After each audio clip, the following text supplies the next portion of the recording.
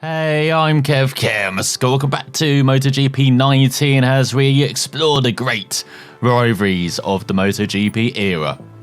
So we've got 16 of them to explore, and we begin with Rossi and Biaggi back in 2001. That's the 500cc class. It seems to be decided after just 3 Grand Prix, all won by Valentino Rossi's Honda, but Max Biaggi on the Yamaha recovers 25 points with 4 consecutive podiums, getting a victory at Assen with 126 millisecond gap over the Doctor. Reinvigorated by the victory on Dutch soil, Biaggi starts the weekend in Donington in flying style. He starts in pole position, Rossi is in 11th, 1 second and 3/10 back. You're getting better at this milestone. But in the race, Rossi goes wild with a comeback of his own, seasoned with spectacular passes. The battle with Biaggi goes on from lap 18 right until the end, eventually giving to Honda's 150th victory in the 500 class. So how is Rossi at Donington? We have got to pass Biaggi and beat him by more than 12.5 seconds. Oh, maybe this is when we get the longer challenges then. We've got 3 laps to do this. And now I've forgotten how to brake. So you go, first go.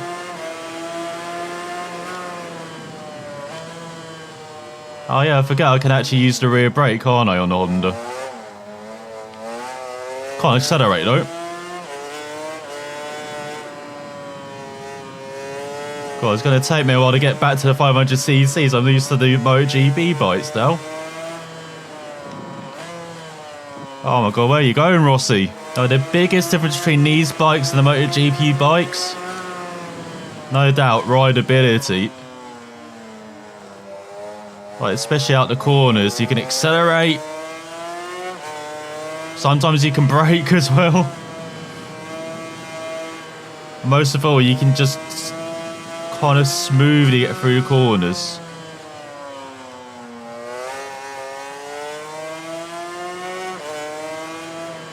It's just so much more, I don't want to say easier, but just, I say, more rideable, more, just makes sense.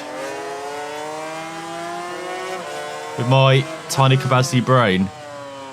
Oh no. Oh, okay, nothing for that. We continue those lines. So we got past Biaggi totally fairly.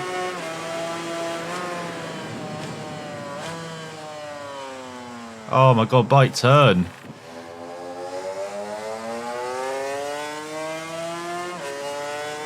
As I say, I'm struggling to get the bike into corners at the moment.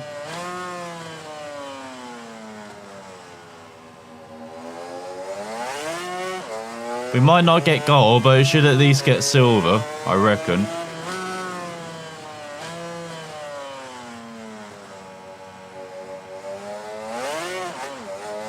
Okay. It's alright. It's all good.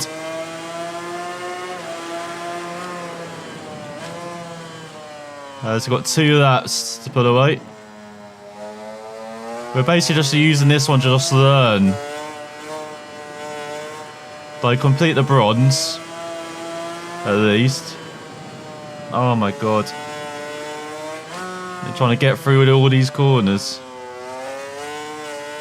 Okay, if you're going to use the rear brake, you have to really hold it down.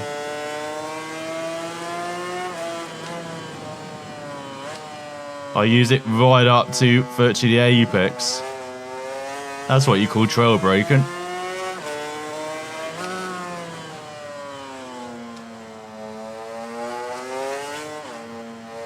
Oh, 3.6 the gap.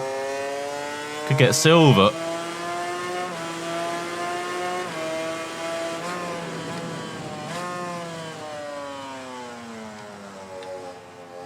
Once again, turning totally late. So you've got to turn incredibly early into that corner. Sometimes I struggle with in iRacing in cars even, with electric gain. 4.4 the gap.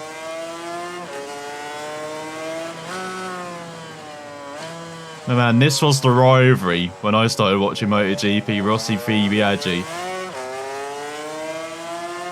Even though it quickly became Rossi v Gibernau.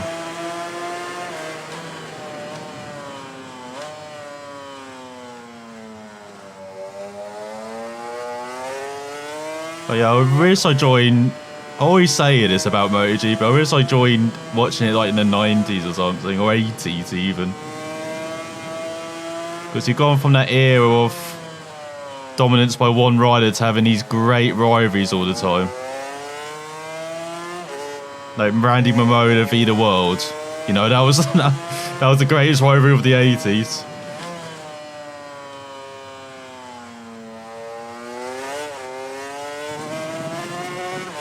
Yeah, but by the end of the 80s, of course, you had the big four. You had Lawson, Gardner,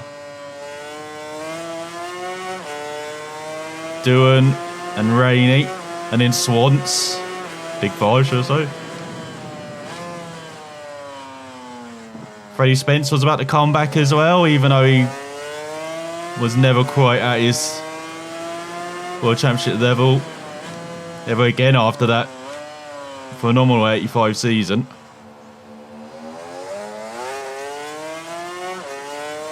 Man, I could have done this if I didn't screw up this lap so badly.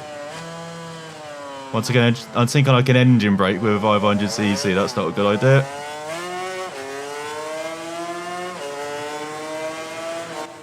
That should be silver at least. And then we go for gold next time. Oh, we're only half a second off. And then during the 90s, you had Doohan. That was the main guy. And then you had like Queville as well. And then around this time, you had lots of youngsters coming up. Like Rossi, Biaggi, Caparossi. Older feathers such as McCoy. The emergence of Kenny Roberts Jr. And the end of the Doohan era. And basically the 90s gang. Now we have the noughties gang. At least for the early part of the 90s in Biaggi's, McCoy's case. So to less extent Roberts Jr. because he did tie in like 2006. Or no, 2007 wasn't it? I guess. Properly. Let's get out of here, Biaggi. Chop his nose off, as Rossi would. Gotta get that realism in, you know. No doubt Biaggi tried to do an elbow to the head, as I got right.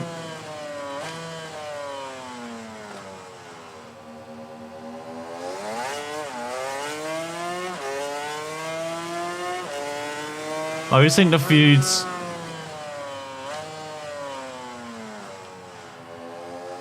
nowadays, like, there's not many real bad feuds in MotoGP. I know riders get pissed off at each other all the time, but they don't tend to hate each other. These two really hated each other.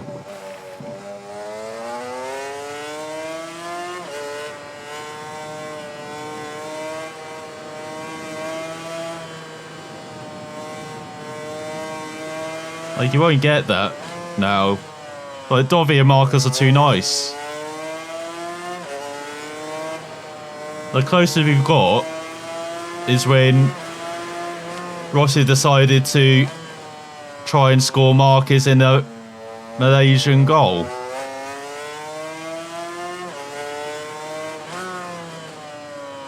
Didn't quite work out for either of them as Lorenzo in the end won the title.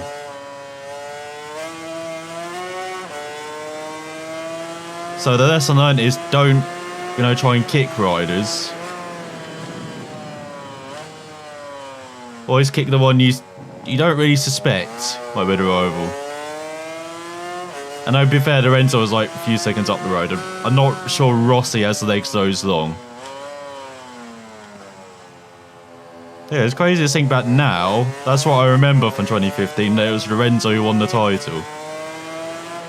All I think about is Rossi and Marcus that season.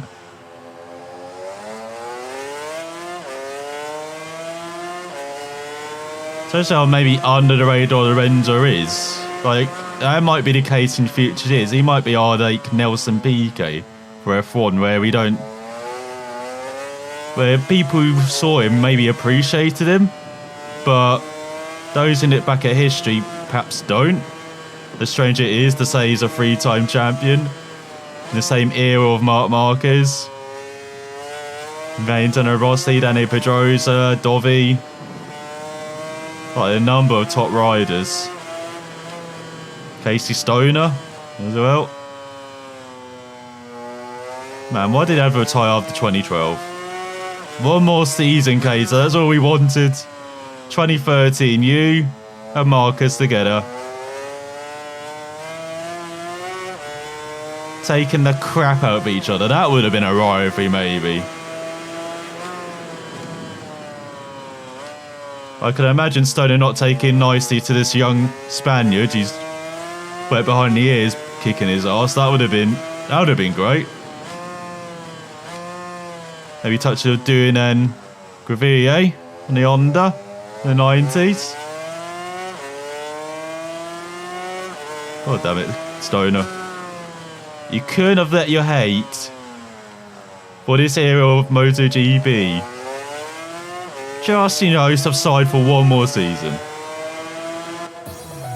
And it's like he didn't have the pace. He ended 2012 winning in Australia by a country mile as he usually did, and we won by a country mile here as well. At least in my lifetime, it's probably going to be the biggest what if in MotoGP. Same for Biaggi. What if Rossi wasn't around? He could have won 80 titles at MotoGP level, roughly. So we move on to 2002, and now we're in the MotoGP era. But once again, it's Rossi v Biaggi v Yokawa on his Honda. It should be good fun. Round them on next time. Sign off watching. We'll find out what we do then.